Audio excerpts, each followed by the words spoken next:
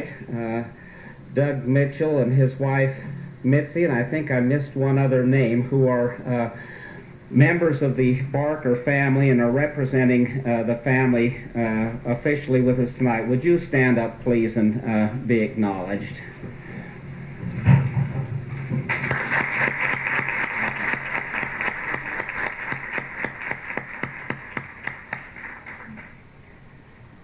In a moment, I'll ask Professor Ray Graham of the Linguistics Department to make an official introduction of Professor Blair, but it's now my privilege to present at least the solidest tangible evidence of this lecture. There is another part which some people also find to be quite pleasing, and that's a check for an unspecified amount of $1,000, which is given to our lecturers each year, but we're waiting a little bit on this. Bob, would you come up, please? I don't know, I suppose that most of you know Dr. Blair very well. Some of you know him much better than I do. I suppose if there's one adjective that I should describe about my response when I'm around Bob is tired. And the reason I say that is because no matter how energetic I may feel at any given time, I know that there's no possibility that I can match the kind of energy and enthusiasm that Dr. Blair has for everything that he does. There's no language he doesn't want to learn. There's no system he doesn't want to try out. There's no project that's too large. And his kind of enthusiasm, of course, is responsible for having brought a large number of you into the study of linguistics and into the appreciation of language.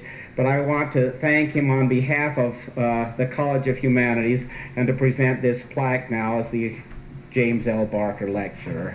Thank you.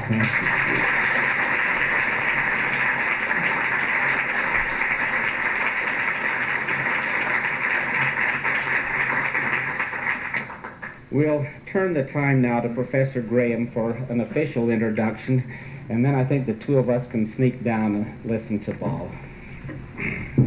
I want to preface my reading of these remarks tonight by saying that I was a graduate student under Bob, and when your graduate student starts needing bifocals, you know you're over the hill. Right? So if I can't read these remarks, you'll know that why. I'm pleased to have been asked to give these introductory remarks, although I'm not sure what I can add to what's on the program. Just reading that summary of his accomplishments made me tired, and I can't imagine anyone accomplishing all that. I first met Bob a couple of decades ago. I was a recently returned missionary, about to complete an undergraduate degree in physics, but still quite unsure of what I wanted to do in the world.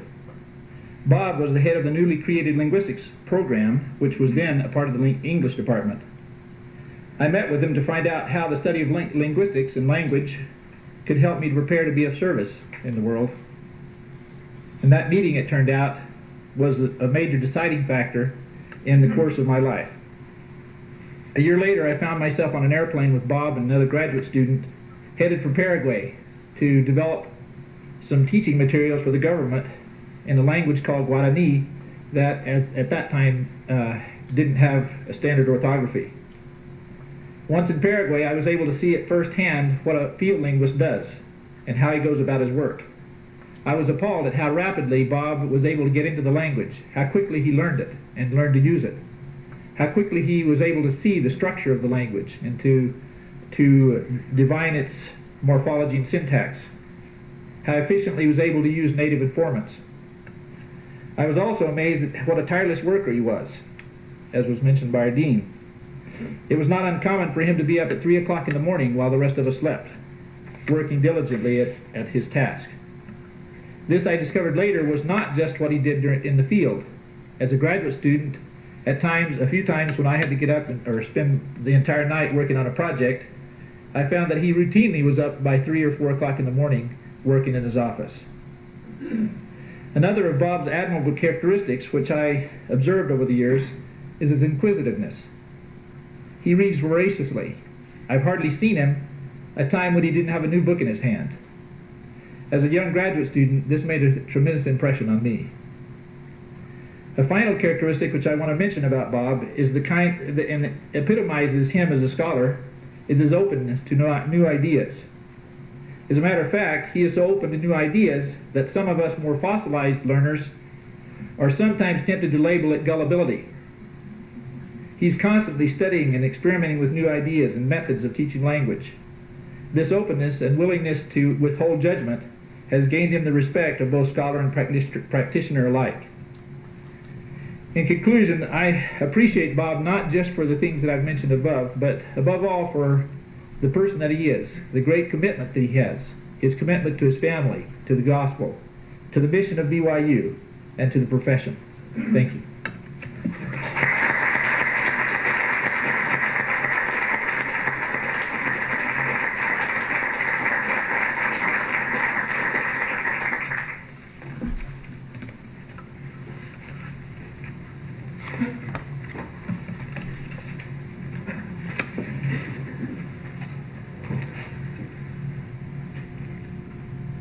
Thank you for this opportunity.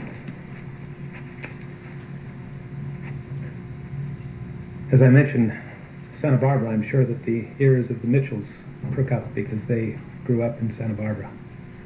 I don't know whether Doug remembers me. I certainly remember Margaret and Albert O. Mitchell and their beautiful family in the precious years that I spent in Santa Barbara through my teens.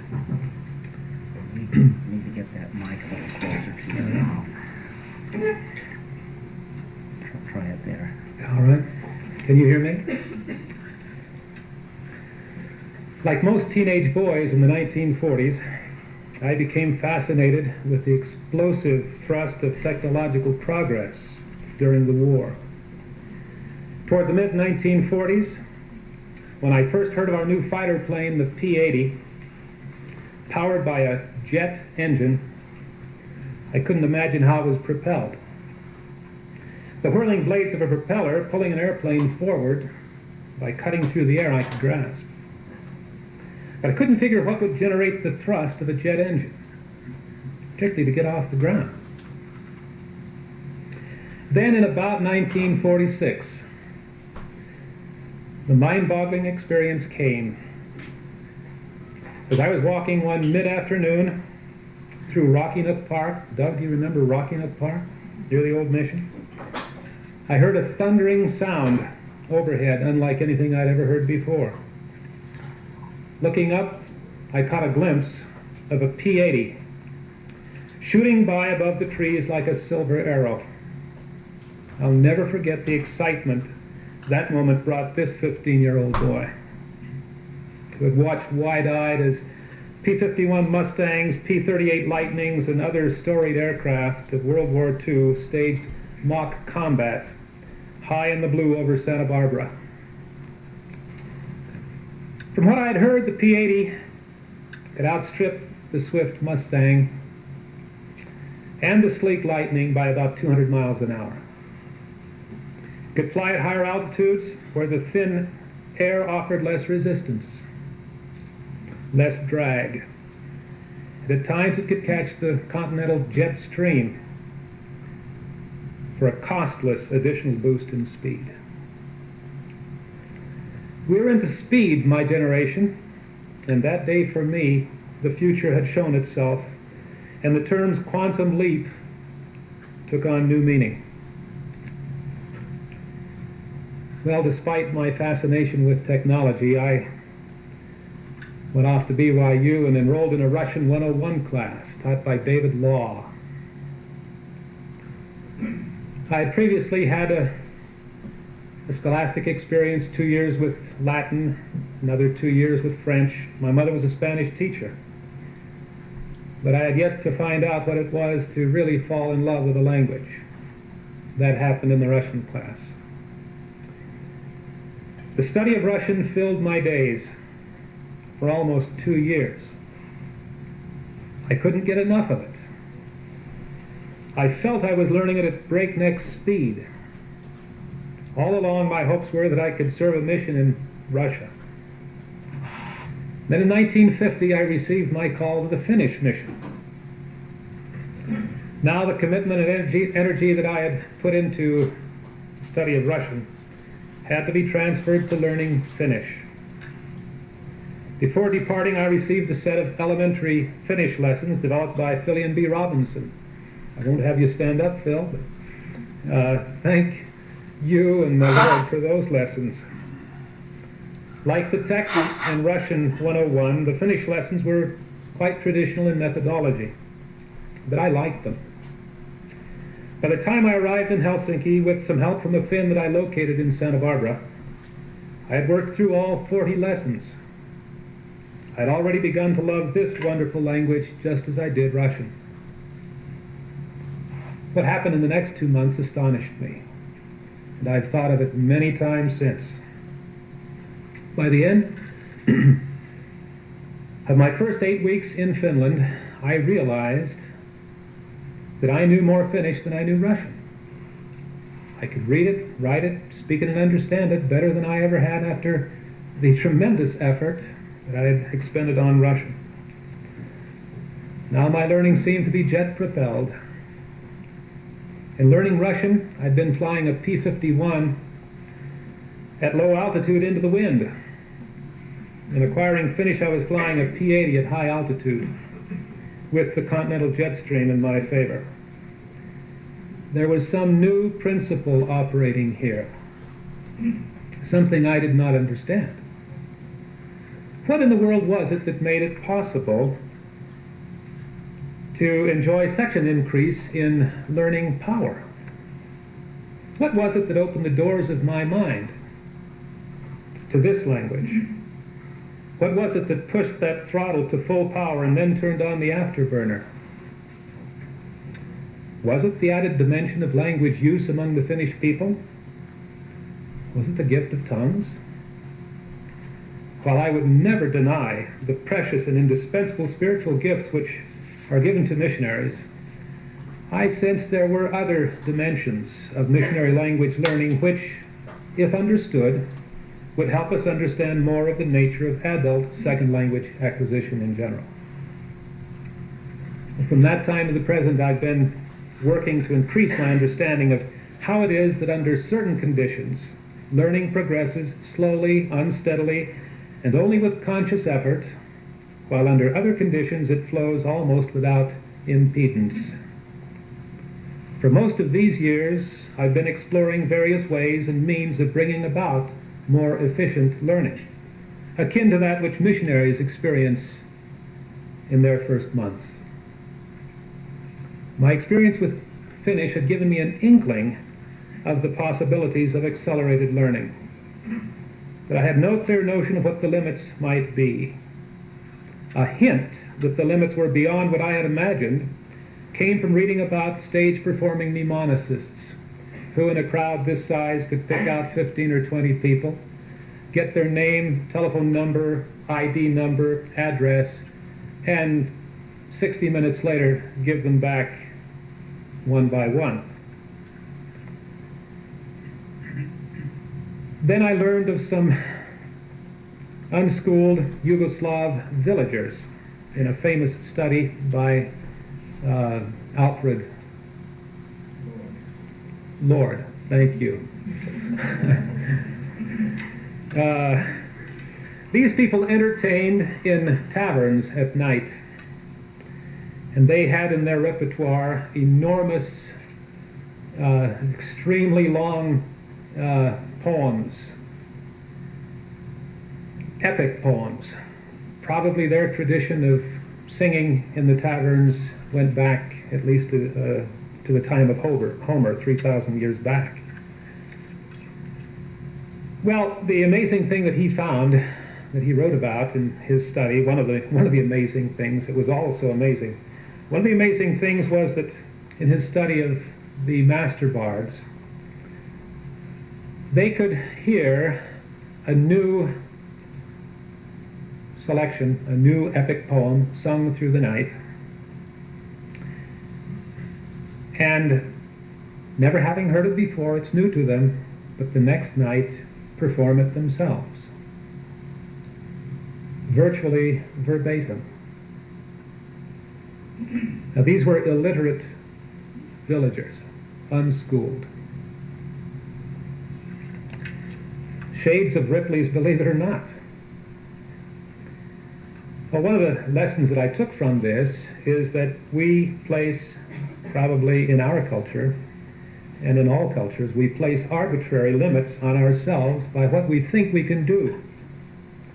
That is to say, from our acculturation experiences, we have individually and collectively accepted without question certain culturally imposed learning expectations.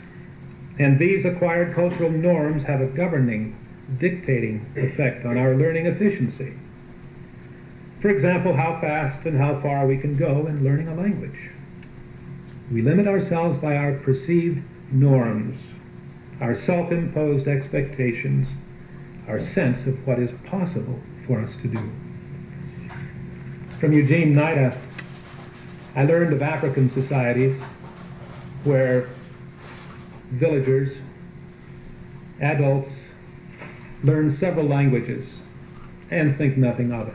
It's the norm. It's a natural process.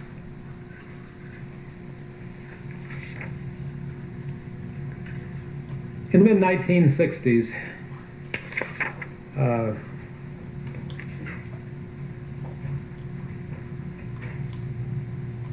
let me go back and say that I didn't have much idea at the time how in the world we can neutralize or limit or reduce our cultural norms. What can we do about the limitations, the subconscious limitations that tell us what we can learn and how fast?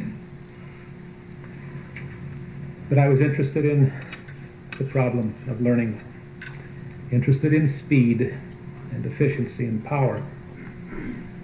In the mid-60s, when the linguistics program was established at BYU, we began in earnest the exploration of facilitating and accelerating the learning of specific sets of language data.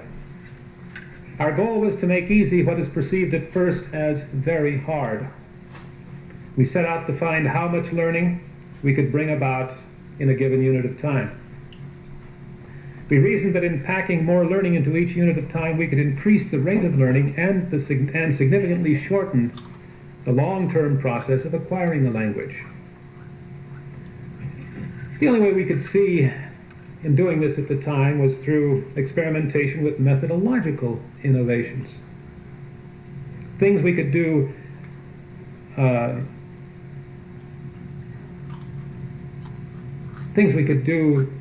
with a certain amount of data and some clever, some contrived, some new things. We tried out some new ideas, things that were just coming up in the profession. One of the things that we tried, and I should say that D. Groberg was certainly a catalyst in my thinking, and particularly in that trip that Ray and Dee and I took to Paraguay, in looking at getting handles on words through mnemonics. The easiest way that I can introduce you to the mnemonic facilitation idea is to put you through some learning. So part of what I want to do tonight is to help you learn. We'll start with some Chinese number characters. I'm sorry that some of you already know Chinese.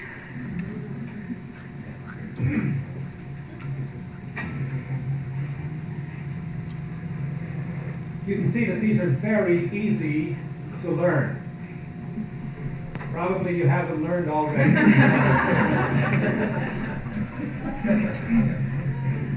I'll help you. This one means 100 million. This one means 10,000. This one means 100, tens, and thousands. You got it? You may think you do.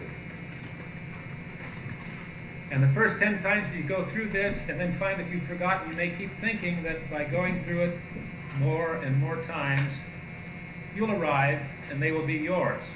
And surely they will be in time. They've become D's. He knows these like the back of his hand because he's used them. I forgot something.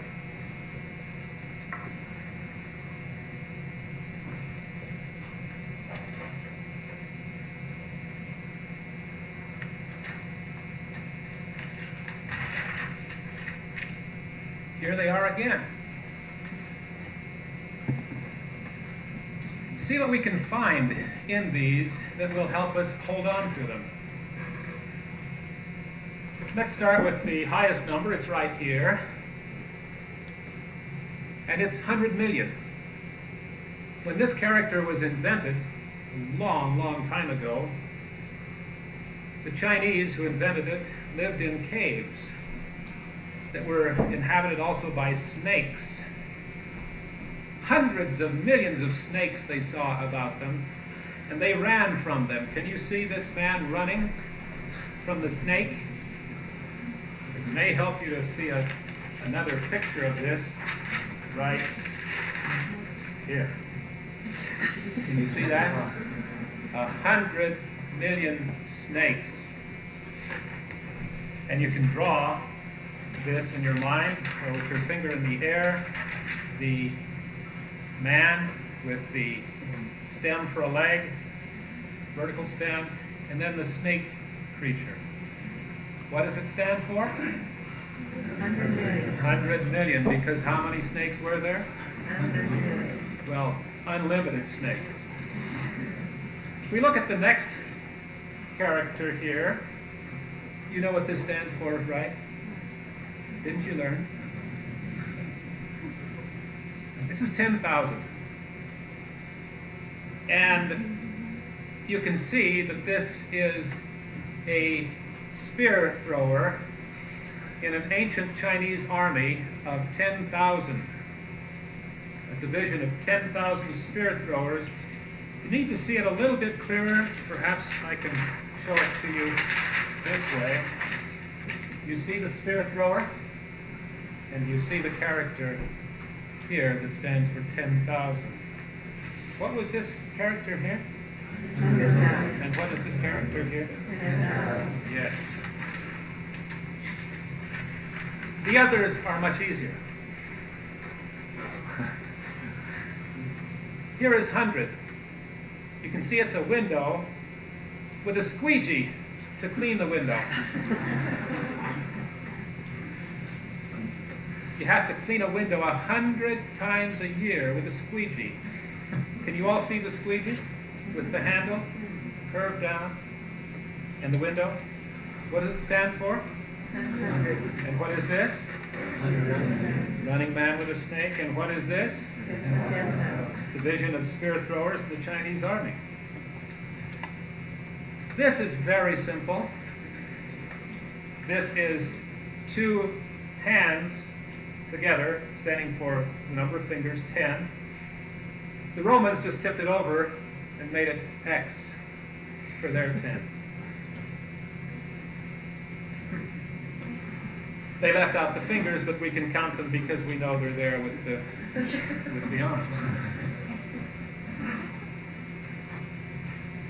10 times 100 is 1,000.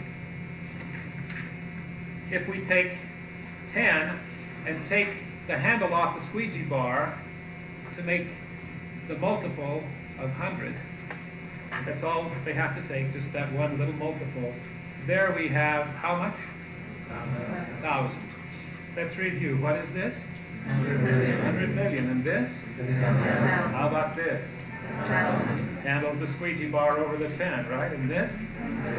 You can see the squeegee bar and this? 10. And go back.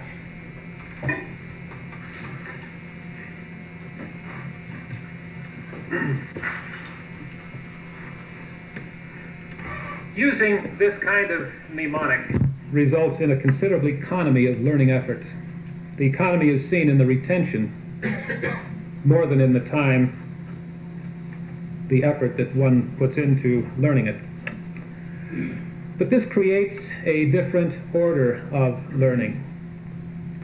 Our exploration of learning Chinese characters in this way has shown that absolute beginners in Chinese can learn the entire numeric system, spoken and written forms.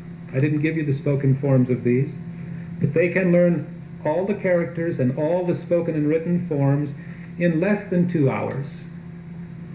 They can read and write any number, and they can say any number or understand any number spoken slowly and clearly. Furthermore, they can retain those skills for a long time. A graduate student in linguistics here tonight, Hu Meixiang, has recently collaborated with me in a research project in which volunteer subjects with no previous knowledge of Chinese attempt to learn to recognize, interpret, and draw 100 Chinese characters in 70 minutes. You need to know that without facilitation techniques, an intake rate of 100 characters in a 70-minute training period is unthinkable. The results of this study of mnemonic learning are encouraging. In brief, tested several days later with no review or anticipation of a delayed post-test. Many of the subjects show a very high retention rate, both in recognizing and in drawing the characters. We're convinced from this that innovative instructional strategies can significantly reduce the effort and increase the speed of learning foreign writing systems. Now that you've had the experience with learning part of a writing system, let's attack some Chinese words. This will be my script for now. I'll let you see it in a moment. Hair is tofa. With that new hairdo, you've gone tofa. Everyone say tofa. Tofa. Head is to. To. That's part of tofa.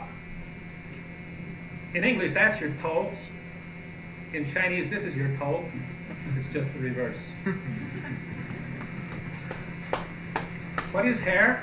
Tofa. And head? Huh? Hands are show. Show me your show.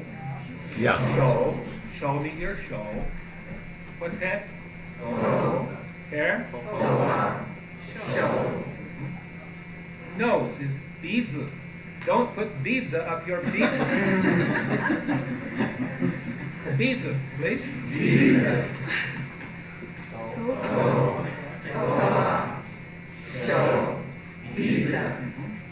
Throat is songs, because we sing our songs from our throat. Songs. Nose. Head. Hair. Neck is bozi, because we put two before bozi by our neck when it's sore. Say bozi. Review. Head. Neck. Nose. Hands. Hair. Throat. Songs. Beautiful. You are doing just beautifully. You want to see them written? Incidentally, in this small lettering, we have the pinyin spelling. If we attack these words from the pinyin spelling, I guarantee you it would take us longer to get at them, to get them into memory. This then is mediating the Chinese words through familiar territory, through English words. And for a takeoff booster, I'm not talking about after a year of Chinese, or even months of Chinese, or many weeks of Chinese, but to get off the ground, we find this to be very effective.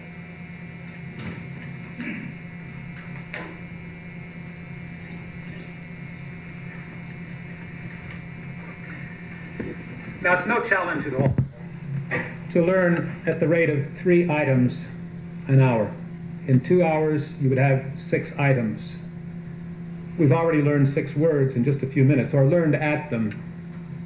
If you were to take learning at a rate of 3 words every hour, you would think that would not challenge you. After a while, though, there would begin to be interference, and 3 days later, you're going to have a lot of things floating up here and interfering, messing up with your memory, covering up some things that you thought you knew. We have not been interested in our exploration of this model in learning a small number of items or in giving a trivial test of memory power. We're shooting for speed, we're shooting for learning power. We want density in order to test the technique. Now imagine learning at the rate, well, for 2 hours at the rate of 60, at 30 expressions per hour. That's 10 times the rate. Now we have a much more dense environment. Learning 100 Chinese characters in 70 minutes